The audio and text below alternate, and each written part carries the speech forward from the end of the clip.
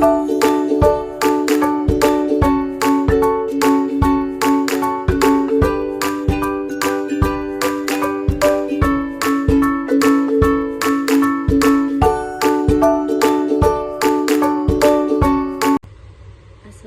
anak-anak.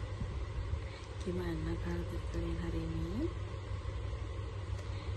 Ibu kayak sepertinya kurang bersemangat ya. Coba sekali lagi, gimana kabar kalian hari ini? Oh, ini kurang semangat. Ibu ingin kalau kurang semangat, kalian itu menjawab dengan alhamdulillah luar biasa. Coba sekali lagi, gimana kabar kalian hari ini? Alhamdulillah luar biasa. Nah, sekarang saya yakin nih keadaannya sehat-sehat aja kalian.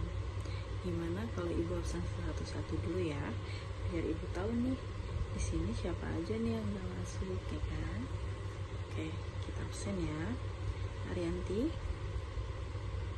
Sinta, Nita, Tasya, Brigita, Alifian, Yasinta, Maharani, Anissa, Vira, Widya, Vanessa, Ardila, Banu, Fadila, Aji, Marindra, Noval, Fahrizal, Faiz, Ardi, Dimas, Rian, Hardianto, Gunawan, Fahriza, Andre. Bohong kan? Tadi yang ibu absen ternyata ada 5 orang yang tidak masuk. Kenapa? Apa malas temu pelajaran ibu? Oke. Ibu ingin di sini kita memulai metode pembelajaran yang baru yang membuat kalian itu semangat. Oke? Ibu ingin kalian perhatikan kaca-kaca di samping kalian. Ayo, mereka itu berembun. Ini tebak deh, sains atau solok ya? Nah, ibu mau tanya deh, sebelum kita masuk pelajaran ya, pernah gak kalian itu perhatikan es yang kalian baru ambil dari kulkas terus dibiarkan di meja? Awalnya keras, dingin, lalu lama-lama akan menjadi air kan?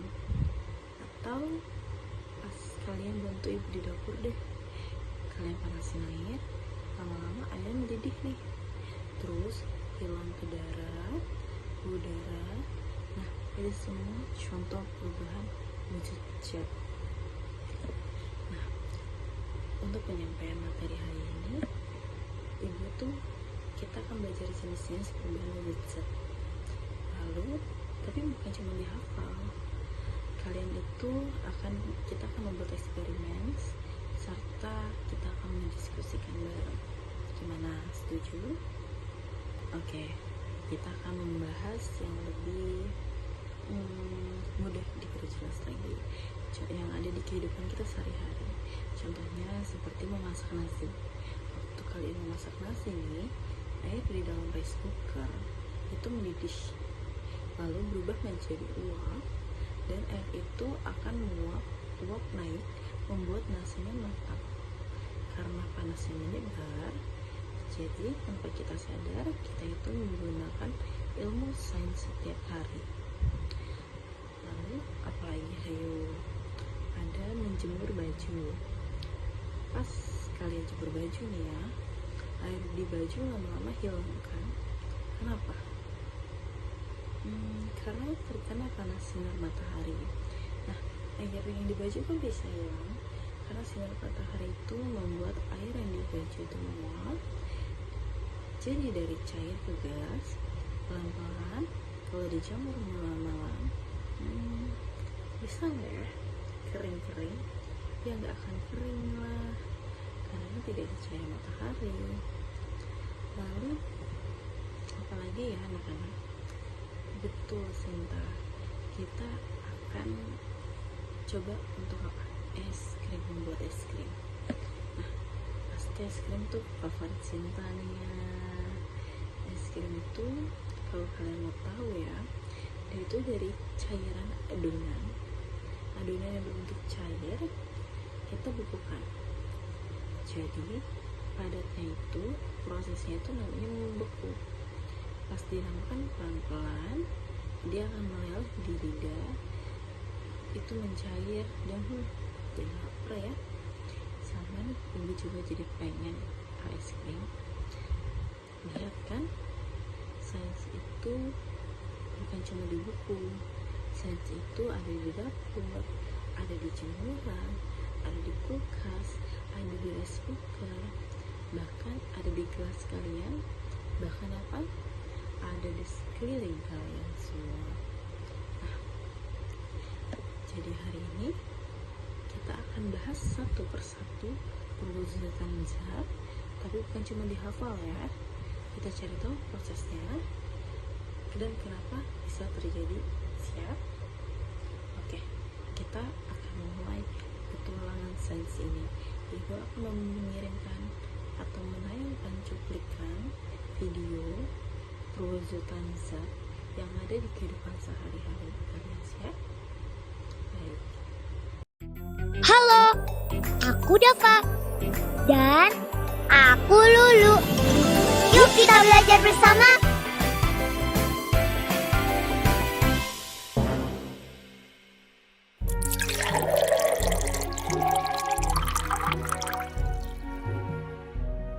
Hari ini panas sekali, jadi haus terus. Semoga ideku berhasil ya. Biar air minumannya cepat dingin. Cika, tunggu ya. Airnya belum dingin. Ya ampun, aku lupa gelas kita masih ada di kulkas.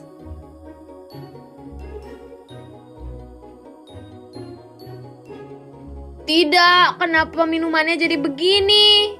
Kenapa, Dira? Ya, airnya udah mengeras dan jadi es batu, Cika.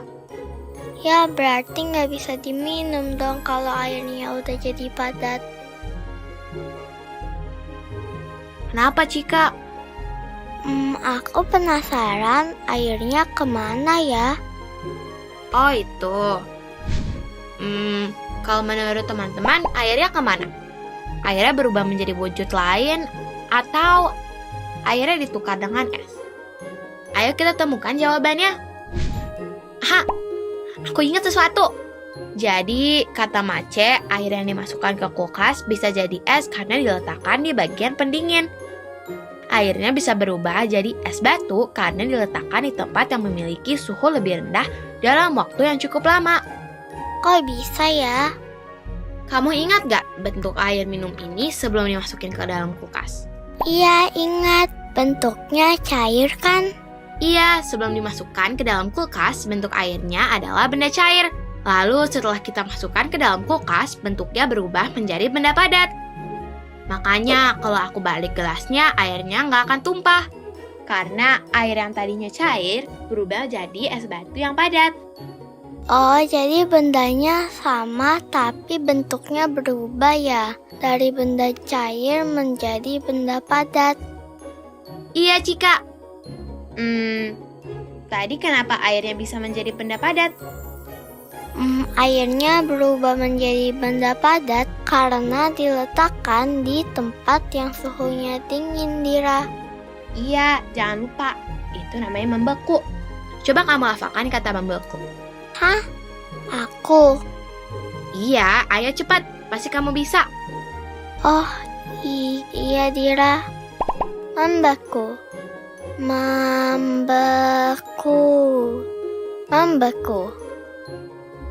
Wah, hebat Cika. Kamu sudah bisa menghafalkan kata membeku. Berarti membeku itu perubahan wujud dari cair menjadi padat ya? Iya, membeku itu perubahan wujud benda dari cair menjadi padat. Contohnya, air berubah menjadi es batu. Selain air, benda apa lagi yang bisa membeku? Ada, tapi sebentar. Aku dapat pesan dari Mace. Ternyata Mace udah siapin puding untuk kita. Aku ambil dulu ya. Wah, pudingnya terlihat enak. Ini Mace yang buat loh. Wah, Mace kamu hebat. Buatnya gampang kok. Aku kan sering lihat Mace membuat puding ini. Gimana caranya? Tunggu, aku ingat-ingat dulu. Oh iya, aku ingat. Puding ini saat dimasak memiliki wujud cair juga loh. Tapi setelah puding didinginkan di dalam kulkas, cairan puding berubah menjadi padat. Wah, berarti puding ini juga salah satu contoh membeku ya? Iya benar. Tunggu, masih ada lagi loh. Coba kamu ambil es krim di dalam kulkas deh. Sudah membeku belum ya? Ini Dira, es krimnya sudah membeku di dalam cetakannya. Wah, es krimnya sudah jadi. Kayak es krim yang ada di toko ya. Iya, terlihat enak. Awalnya aku kira Mace menuangkan sirup ke cetakannya lalu dimasukin ke kulkas biar dingin. Ternyata Mace mau membekukannya biar seperti es krim yang beli di toko. Oh, ternyata sirup dapat membeku juga kalau didiamkan di tempat yang suhunya rendah ya. Benar sekali, semua benda cair bisa membeku kalau diletakkan di suhu yang rendah atau dingin. Air, puding yang masih cair, dan sirup juga awalnya benda cair. Lalu berubah menjadi padat. Misalnya air yang menjadi es batu, sirup yang menjadi es krim, dan proses pembuatan puding. Berarti intinya proses membeku membutuhkan suhu yang lebih rendah. Iya, benar. Jadi membeku itu perubahan wujud benda dari cair menjadi padat. Contoh benda yang dapat membeku adalah benda cair seperti air, bahan pembuat puding, dan sirup. Lalu setelah diletakkan di suhu yang dingin, wujudnya berubah menjadi padat. Air menjadi es batu, sirup menjadi es krim, cairan puding menjadi puding yang kenyal. Teman-teman, apa lagi ya yang membeku? Coba kasih tahu dong. Membeku itu... Kamu ngapain, Cika? Aku lagi coba mengingat informasi yang sudah kita pelajari. Jadi nanti kalau Bu Nana nanya di kelas, aku bisa jawab. Hehehe. Kita tulis lagi informasi perubahan wujud membeku yuk. Tapi kan tugas dari Bu Nana sudah beres. Menulis kan nggak harus kalau ada tugas aja. Oh iya ya. Pertama, aku harus tulis apa ya? Apa ya? Tadi kan kita belajar. Kalau membeku itu perubahan wujud benda dari cair menjadi padat. Berarti bisa aku tulis, membeku adalah perubahan wujud benda dari cair menjadi padat. Apalagi, Cika? Apa ya? Tadi kan air yang dimasukkan ke dalam kulkas berubah menjadi es batu. Berarti air dapat membeku menjadi es batu. Bisa nggak? Bisa. Oke, aku tulis ya. Air dapat membeku menjadi es batu. Apalagi ya? Oh iya, puding buatan Mace dari cair berubah menjadi padat. Berarti bisa aku tulis, puding dapat membeku saat didinginkan. Kalau begitu sirup juga. Tadi kan kita lihat sirup jadi padat setelah dimasukkan ke dalam kulkas. Jadi seperti es krim yang di toko-toko. Oh iya, benar. Berarti aku tulis apa, Cika? Sirup dapat membeku saat didinginkan. Oke, sirup dapat membeku saat didinginkan. Yeay, sudah beres.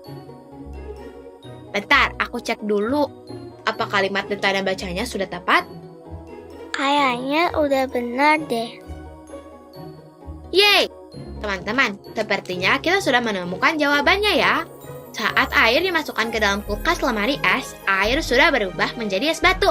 Kemana ya airnya? airnya jadi es batu. Berarti airnya berubah menjadi wujud lain.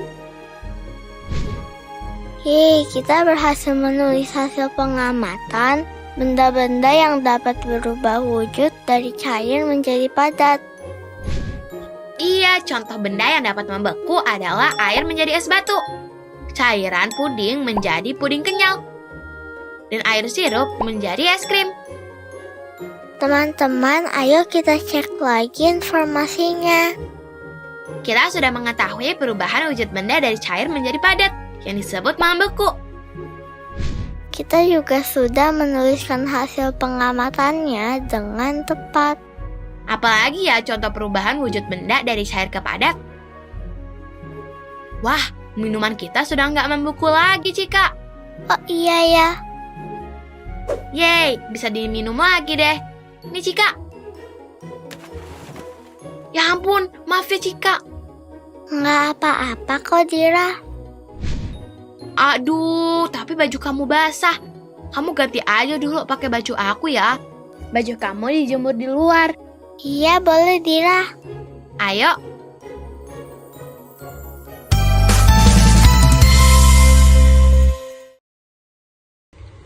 Nah, apa hal yang baru kalian pelajari hari ini? Coba kalian sebutkan perubahan wujud zat yang kalian lihat di rumah. Bisa nanti kalian tulis kayak sticky note atau tulis kertas kecil di rumah, nanti ketika sudah bertemu ibu kembali kumpulkan ya. Nah, ibu pengen nih kalian itu mempunyai tugas. Sekarang kalian bentuk beberapa kelompok dan cari satu contoh kecil di lingkungan sekitar kalian yang terjadi perubahan perwujudan zat di sekitar kalian. Tuliskan prosesnya dan gambarkan. Nanti kita akan presentasi satu-satu di depan. Kesimpulan sederhana hari ini apa sih? Ayo, ada yang bisa menyimpulkan tidak? Nah, perwujudan wujud zat itu terjadi setiap hari ya anak-anak. Tanpa kita sadari, kita selalu bermain dengan ilmu fisika dan kimia. Jadi mulai sekarang jangan cuma lihat air mendidih, pahami kenapanya. Besok kita akan bahas tentang kalor dan perpindahannya. Tantangannya apa ya? Pasti ada tantangannya. Temukan satu alat di rumah kalian yang memanfaatkan panas atau menghantarkan panas, foto atau catat ya. Kalian paham kan? Jika kalian kurang masih kurang paham, besok kita akan pelajari lagi.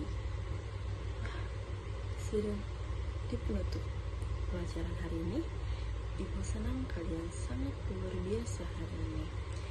Ingat, belajar itu seperti es batu, pelan-pelan dia meleleh dan masuk ke otak.